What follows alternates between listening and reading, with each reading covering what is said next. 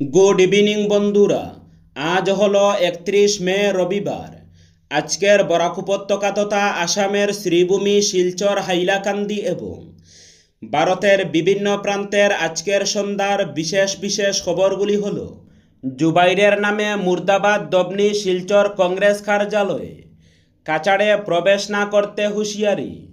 শনিবার হাইলাকান্দি জেলা কংগ্রেস কার্যালয় রাজীব ভবনে পর্যবেক্ষক হিসাবে দলীয় নির্বাচনী ফলাফল পর্যালোচনা করতে যাওয়া সুনাইর দলীয় বিধায়ক আমিনুল হক লস্করের সঙ্গে ঘটে যাওয়া ঘটনাক্রমের জেরে পাল্টা প্রতিক্রিয়া সৃষ্টি হয়েছে কাছাড়ে।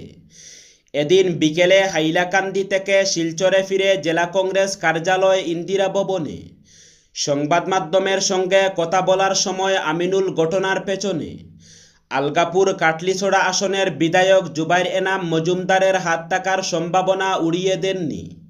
এর পাশাপাশি আমিনুল সমর্থক সুনাইর কংগ্রেসিরা ইন্দিরা ভবনে জুবাইর এনামের নামে মুর্দাবাদ দবনি দিয়ে তাকে বিজেপির দালাল হিসাবে অভিহিত করেন। সুনাইর ওই কংগ্রেসিরা জুবাইর যাতে কাছাড়ে প্রবেশ না করে এ নিয়ে হুঁশিয়ারিও দেন। কেন্দ্রীয় কৃষি ও কৃষক কল্যাণ এবং গ্রামীণ উন্নয়ন মন্ত্রকের উদ্যোগে আগামীকাল থেকে দেশজুড়ে শুরু হতে চলেছে ক্ষেত বাঁচাও অভিযান। এই কর্মসূচির প্রস্তুতি খতিয়ে দেখতে শনিবার একটি উচ্চ পর্যায়ের বৈঠক করেন কেন্দ্রীয় মন্ত্রী শিবরাজ সিং চৌহান।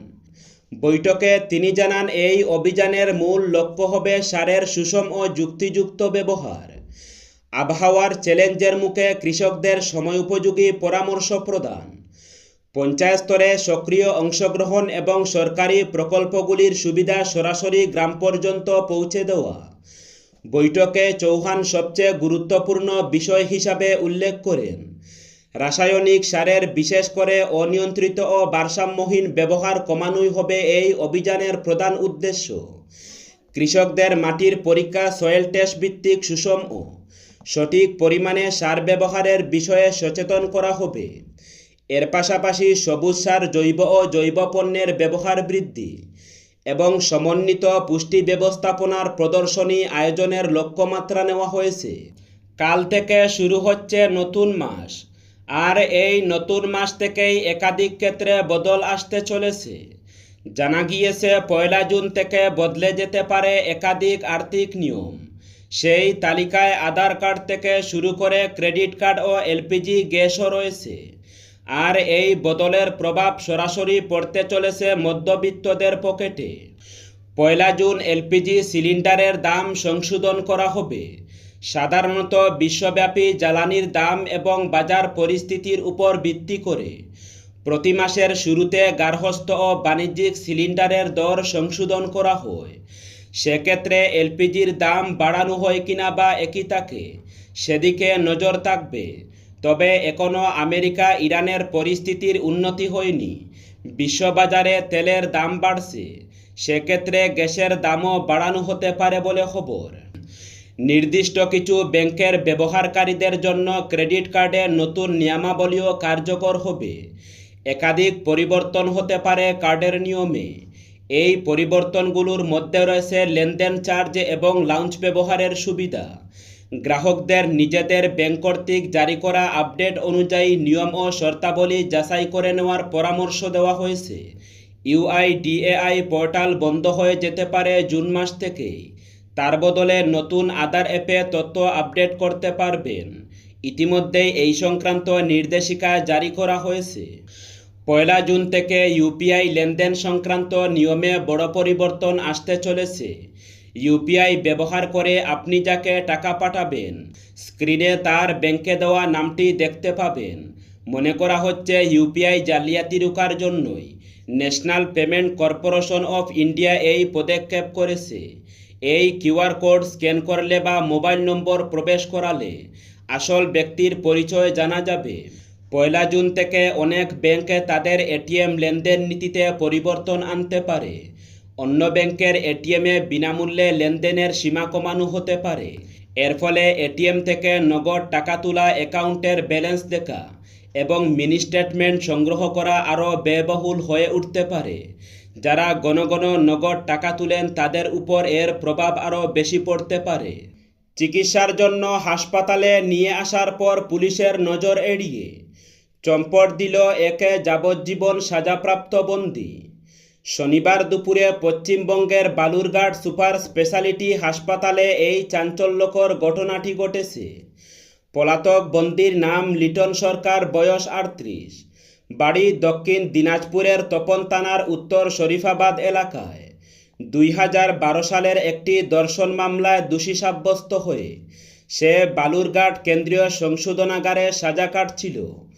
পুলিশ সূত্রে খবর, শনিবার শারীরিক অসুস্থতার কারণে লিটনকে চিকিৎসার জন্য সংশোধনাগার থেকে কড়া নিরাপত্তার ঘেরাটোপে বালুরঘাট সুপার স্পেশালিটি হাসপাতালে নিয়ে আসা হয়।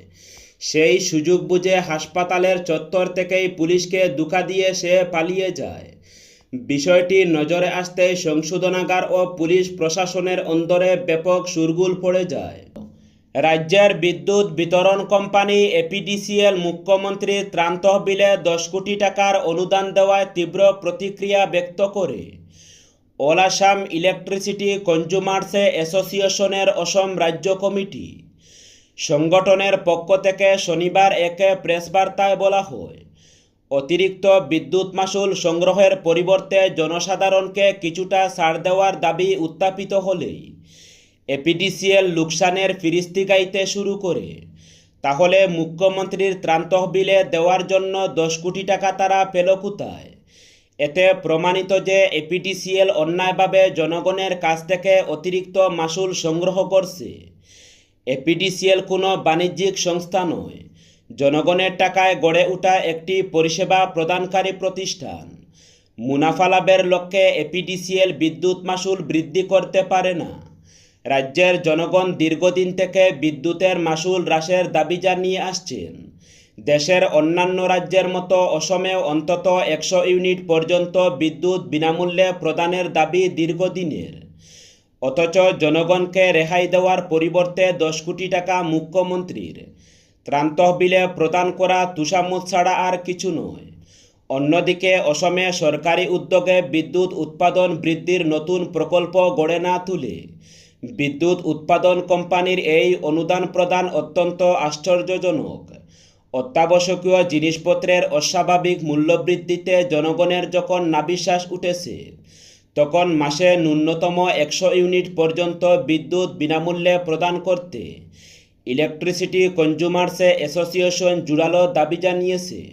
কাছাড় জেলার দলাইয়ের দক্ষিণ চান্নিঘাট এলাকার 138 ও 252 নম্বর অঙ্গনওয়াড়ি কেন্দ্রের বেহাল পরিকাঠামো নিয়ে চরম উদ্বেগ প্রকাশ করেছেন স্থানীয় বাসিন্দা, অভিভাবক এবং কেন্দ্রের কর্মীরা।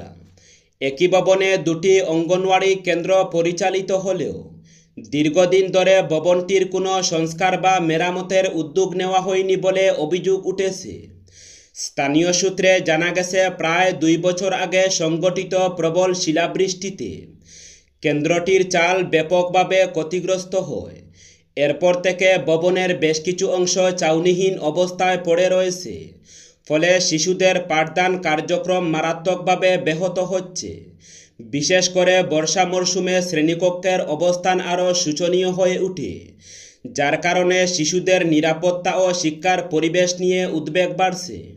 কেন্দ্রের দায়িত্বপ্রাপ্তদের দাবি, বিষয়টি একাধিকবার সংশ্লিষ্ট দফতরের নজরে আনা হলেও এখনও পর্যন্ত কোনো কার্যকর পদক্ষেপ গ্রহণ করা হয়নি।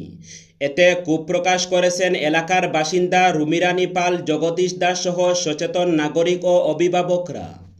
স্থানীয়দের বক্তব্য, এই অঙ্গনওয়াড়ি কেন্দ্রে শিশুদের প্রাক-প্রাথমিক শিক্ষার পাশাপাশি গর্ভবতী ও প্রসূতি মায়েদের টিকাদান এবং বিভিন্ন স্বাস্থ্যসেবামূলক কর্মসূচিও পরিচালিত হয়। তাই কেন্দ্রটির বর্তমান জরাজীর্ণ অবস্থা শিশু ও মায়েদের নিরাপত্তার জন্য বড় ধরনের ঝুঁকি তৈরি করেছে। এ অবস্থায় দ্রুত সংস্কার কাজ করে কেন্দ্রটিকে ব্যবহারযোগ্য করে তোলার জন্য প্রশাসন ও সমাজকল্যাণ বিভাগের জরুরি হস্তক্ষেপ কামনা করেছেন এলাকাবাসী। গণ অভিযোগের ভিত্তিতে শ্রীভূমি জেলার দুহালিয়ার গামারি এলাকায় অভিযান চালিয়ে লালমাটি বোঝাই একটি মিনি ডাম্পার জব্দ করল বন দফতর। ফরেস্ট রেঞ্জ অফিসার প্রদীপ বড়ইয়ের নেতৃত্বে পরিচালিত এই অভিযানে দীর্ঘদিনের অবৈধ লালমাটি উত্তোলন ও পাচার চক্রের বিরুদ্ধে গুরুত্বপূর্ণ পদক্ষেপ নেওয়া হয়েছে। স্থানীয়দের অভিযোগ, সরকারি অনুমতি ছাড়াই রাতের অন্ধকারে নিয়মিত লালমাটি কেটে বিক্রি করা হচ্ছিল, যার ফলে সরকারের বিপুল রাজস্ব ক্ষতি হচ্ছিল। বন দফতরের এই অভিযানে এলাকাবাসীর মধ্যে সন্তোষের সঞ্চার হয়েছে। যদিও গাড়িটি জব্দ করা হয়েছে, তবে এখনও পর্যন্ত চালক বা চক্রের সঙ্গে জড়িত কাউকে আটক করা যায়নি। বন দফতর জানিয়েছে, অবৈধ মাটি উত্তোলন ও পরিবহনের বিরুদ্ধে ভবিষ্যতেও কড়া অভিযান চলবে।